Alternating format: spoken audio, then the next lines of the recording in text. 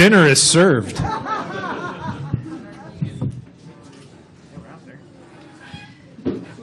Okay. I found your Krispies. Now you're talking.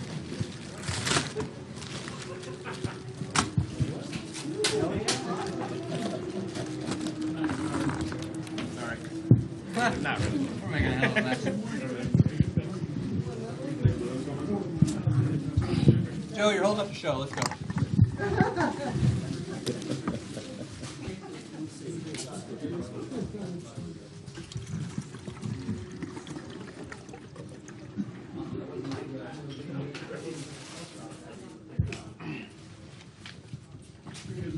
Okay, everybody, we're going to go ahead and get started with today's Winners Press Conference here at the 27th Annual Toyota Save Mart 350. Proud to be joined by our winning race driver, Kyle Busch, driver of the number 18 M&M's Crispy Toyota for Joe Gibbs Racing. With the win today, Kyle has essentially clinched himself a spot in the grid for the chase for the NASCAR Sprint Cup. Boy, that was the wrong thing to say. I don't think you used the right words in there, but I'll certainly use it against you. With the win, Kyle has tied Kevin Harvick for 23rd on the all-time wins list. This is his first victory and second top 10 finish in 2015. His last victory was 35 starts, 46 races ago at Auto Club Speedway on March 23rd, 2014. It's his second victory and third top 10 here in 11 races at Sonoma Raceway. Kyle, tremendous run out there today. You gutted it out. Could you please take us through the final few laps as it looked like that victory was coming ever so closer, what it took to get you across the finish line? Yeah, it was it was a fun race today. I actually had a lot of fun out there racing here at Sonoma. Normally, it's kind of a nightmare sometimes for us in this 18 team, but we had a great day today. Coming down pit road and the cautions flying as we were on pit road twice, that certainly is so beneficial at this racetrack. That just gives you such great track position and gets you out front. So that was a huge benefit. Just being able to come down when we did and to be able to have that strategy work out for us was awesome. But there at the end, our car was a really good short run car. And when we had about 15 laps on our tires there before that final caution came out, and I figured, Adam figured it would be about 8 to go when we went green, that 15 we were past our prime. We needed to come in and get tires, and that was going to be our best chance to win the race. And I figured there was going to be a lot of guys that came behind us, but not as many as that did come. I didn't expect that many, so it gave us pretty good track position going back green. I think we were 7th, and Boyer was right in front of me. We had to pass him. He kind of got into it with the 20 a little bit and kind of got taken offline some, and that got by. That allowed us to get by him pretty quick. Getting into turn 3, and then off of 3A, I made another pass on somebody, and then maybe one more getting into 4. I'm not sure. And by then, I think I was second. And my sights were set on Jimmy. That was pretty cool. It was certainly happened real quick, and it gave us an opportunity for a win. Without that pit stop, we definitely wouldn't have been in that position. We would have been fighting off all the guys behind us, like Jimmy and those guys were. So, great call by Adam Stevens, and great pit work by my team. All the guys on pit road did a great job today. And I can't say enough about this victory and my team and everyone from Joe Gibbs Racing, from Joe Gibbs to my team guys to the 11, the 19, and the 20 team. The chassis shop, body shop, fab shop, everybody that does so much to pull for me, that helped me and prayed for me to get me back in this race car, to get me here today was quite special. Great. We're also joined here by crew chief Adam Stevens. Adam, this has been a tough season for the 18 team. A lot of adversity that you've dealt with. Talk about getting the car in a position to win today. Yeah, we just tried our best in practice, and we had decent short run speed, and were able to show it on some mock runs, and not too bad in qualifying until we had a little slip up there, and man, it just fell off after maybe 15 laps, 20 laps for sure. So we kind of built our strategy around that, and we're able to catch some timely cautions and pay good attention there, and had some good fortune too, to be quite honest. And there at the end, it just kind of fell into the strategy that we wanted to run anyway, and we knew that we didn't have what we needed to outrun them on old tires, so it was a no-brainer call for me to come down and do everything we could to put him in a position where he could drive to the front. Outstanding. Coach Joe Gibbs, owner of the number 18 M&M's Crispy Toyota, has also joined us. Coach, going into this season, you knew that this car was going to be strong enough to contend for a championship. You knew you had the driver, the team, the crew chief. Now to see it coming into Sonoma, getting into Victory Lane, how important was that for you?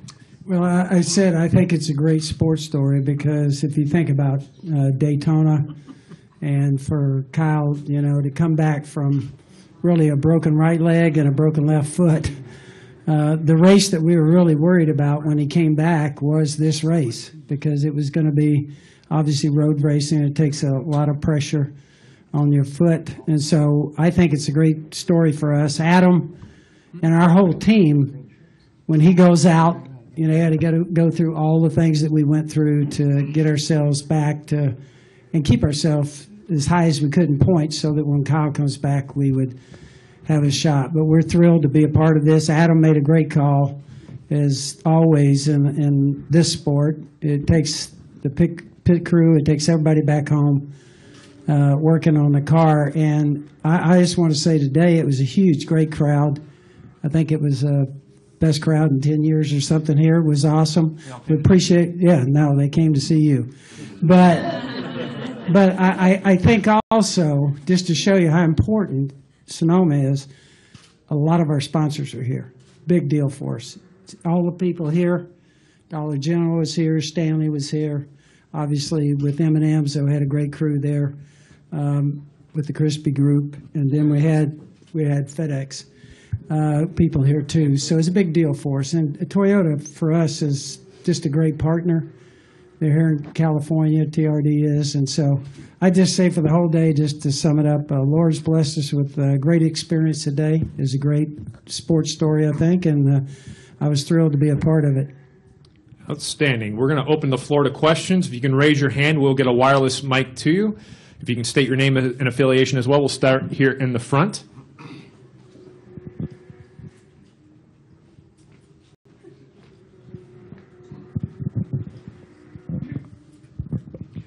Hi, Phil Barber, Santa Rosa Press Democrat. Kyle, Joe mentioned the team being a bit concerned about this race for you. Honestly, how much were you feeling working that clutch during the race, and how does your foot feel now? Yeah, it's not so much the clutch, actually. We don't use the clutch at all, but just to take off. We don't even need it to shift. So it was really the brakes. The brake pedal was really hard. I'm a left foot braker. So, every corner that you pretty much brake into, I say that wrong. There's getting up the hills, a little bit of brakes, but the most brakes you see is turn 4, turn 7, and turn 11. And, you see over 1,000 pounds of brake pressure. I don't know what that equates to if you were doing a leg press, but it's a lot. The foot definitely tells me it's a lot. So it got sore on Friday. It got to about a 7 on a 1 to 10 of a pain scale, but I went home and iced it and did everything that I normally do to try to cut the pain out, and it worked. I came back on Saturday. I felt really good getting up in the morning on Saturday morning and qualifying. It was no issue for me. And then did it again last night, although I didn't have any issue. I just did it again last night as a safety thing to get myself prepared, no different than any other athlete would, I think, to prepare for a game or to prepare for a race. And so smart thing to do, and it made it through today. That's all that mattered. I knew it was going to get painful, and I was going to have to power through it. Kind of there towards the middle end that it kind of started to cross my mind. But when you got fresh tires and 7 laps to go, and you see the checker flag waiting for you, you forget about all those things. We'll go over here to Bob, and we'll come across the room. Bob Pockers, ESPN. I have 2 questions. First for Kyle. The way we're looking at it, we're kind of roughly a 14th place finish the rest of the way to probably get you around 30th. How feasible is it, and can you kind of compare your outlook now compared to when you left Michigan 2 weeks ago? Yeah, I certainly it's feasible. There's no reason why it shouldn't be. This team is good enough to be that way, and I should be good enough to be that way. I've certainly put us in a hole bigger than it should have been. At Dover and at Michigan, those were entirely just my fault, obviously, and I gotta be better than that. So we can't have any more of those. That's obvious, but we just got to be smart about how we race, and from here now having a win, obviously I think that treats us a little bit better. We don't have to race as hard for a win. We don't have to put ourselves in a bad spot when we're running third, fourth, or fifth to try to get that victory. We can run third, fourth, or fifth, and that's a good day for us. That'll be just fine. So we just need to be able to do that, and I feel like Adam Stevens builds good enough race cars for me that I can do that with. Joe Gibbs Racing does. TRD builds some good engines for us, so I've got no worries on that front. And for Adam, as a team, that most likely you'd be able to run at least for the team championship. But if that's the only thing that you were running for in the last 10 races, would it be fun, or would it be a little hollow? It would certainly be hollow. This sport's built around competitive drivers. So, I come to work every day to do my best to get Kyle in victory lane and to get Kyle a championship. So if it's just an owner's championship, we're going to battle as hard as we would battle, but it would certainly be hollow. Brian Arnold of Fairfield Daily Republic. Two quick questions. First, you and your brother go 1-2, first time ever in the Sprint Cup Series. What's your quick feelings on that? That's really cool. I seen him back there battling with Boyer, and I was like, come on, man, get the second. Because I knew if he got the second, he might be my blocker, for everybody behind me. I figured he'd take the brunt of it. He's got a couple wins, but I'm sure that's not the way he thought about it. He thought about coming up and challenging me for a win. He talked about that. Yeah, it's I'm a Taurus, so I'm bullheaded and hard-nosed competitor, whatever. I don't even know what he is. He's in August, so you would think that he might have a better sense, but that's fine. It's a racer in the both of us and how we were raised by our dad. But really cool to come home 1-2 today, especially on a road course. We grew up racing on ovals, but to do that here on a road course, I think that's just a true testament to our father and what everything he's done for us over the years to get us to the point in which we're at, and to have both Busch brothers be as good as we are, and to be winning drivers on the Sprint Cup Tour each year is certainly a true testament to our family. And the second question is, after you got those fresh tires, when did it go through your mind that you knew you had that shot to get Jimmy? When Boyer got together with Kenseth, and then I think I got Logano right there in turn 3 as well too, and I got somebody off of 3A getting down into 4. Maybe it was Jeff Gordon. And I was I don't remember if I was second off of turn 7 or where I was or what, but when I got to second, I was like, there's a legitimate shot here, And then we went through turn 9. I was sideways through turn 9. It was nasty. And then I was sideways through turn 10. I about went off in turn 10. But Jimmy was the same as I was. I think it was just dirty racetrack from all the guys scrubbing their tires and putting the marbles off their tires onto the racetrack. And we all just went through there like ice.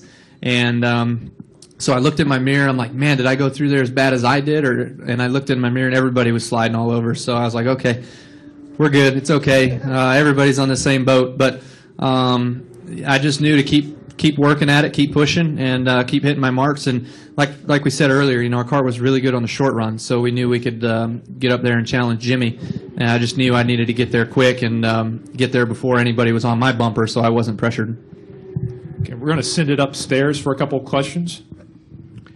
Jim Utter from the Charlotte Observer. Bob touched on part of this, Kyle, but when you first received NASCAR's decision on what waivers you were and were not going to get after returning, how did you view the two requirements you needed to make the chase, a win and the top 30 in points? Did you see one as more difficult as the other, and now that you have one and not the other, do you approach the rest of the regular season differently?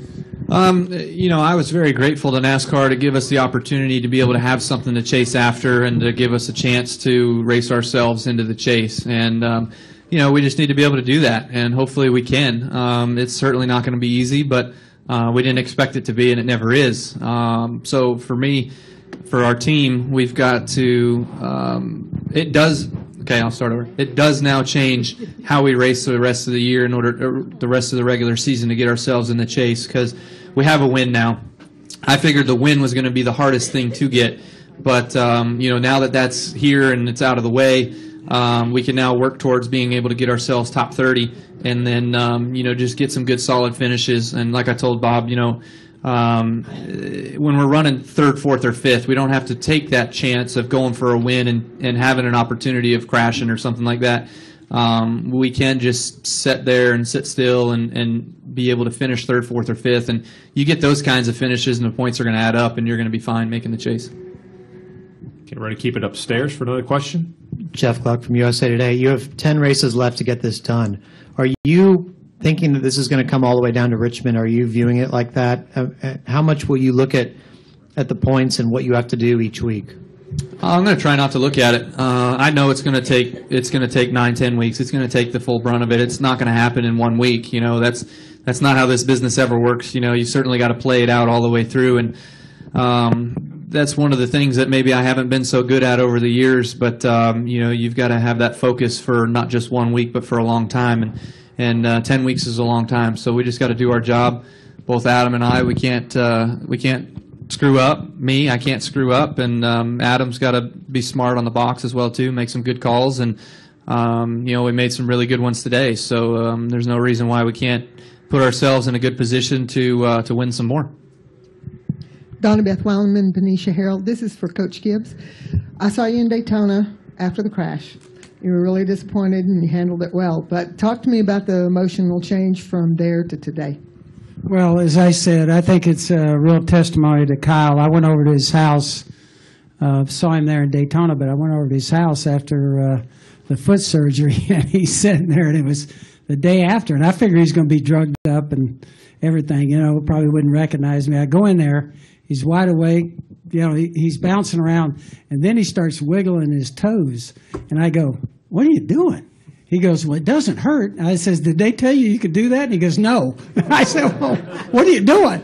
But he was off all the pain medication, and he was roaring from the start. So I felt like, he handled that extremely well to come back out of that. We got a great doctor, Dr. Anderson, with his foot, did a great job for us. And Bill Heisel was running around here, too, looking after Kyle. So we had we had a lot of people there looking after him. The one thing I would say about our sport, though, when we're talking about staying in the top 30, give you an example. Michigan is a good example of what can happen in our sport. We restarted that race, we were running third, and there's a freak shower in 4. And Kyle happened to be the only guy trying to pass somebody, and we wound up wrecking. This is extremely hard to average what we got to average. It's a tough thing to do.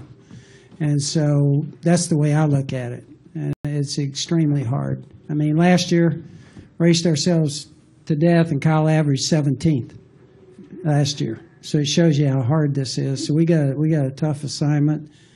But I think Adam and Kyle, we're going to go after it every week, and we'll see what happens. We're going to go back to Bob. Bob Poppers, ESPN. For Kyle, you're going back to Daytona next week. Does this win maybe make going back to there any easier, just from kind of a mental and emotional standpoint? No, I don't think so. I don't think the win has any prerogative on Daytona. I think Daytona is Daytona. We fly down there and we roll into that racetrack, and it's going to be different than I've ever probably gone into that racetrack, no doubt. I don't know what that's going to be yet.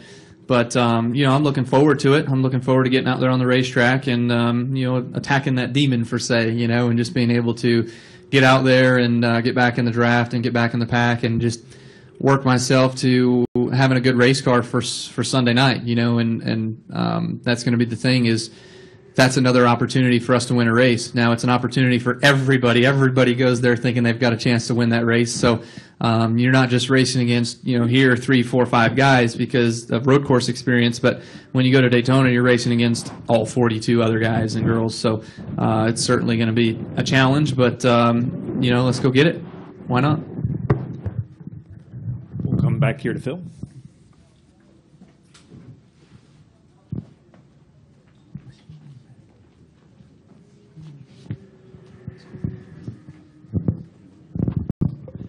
Phil Barber, Press Democrat. Adam, obviously this is a team sport, but what does this win mean to you personally?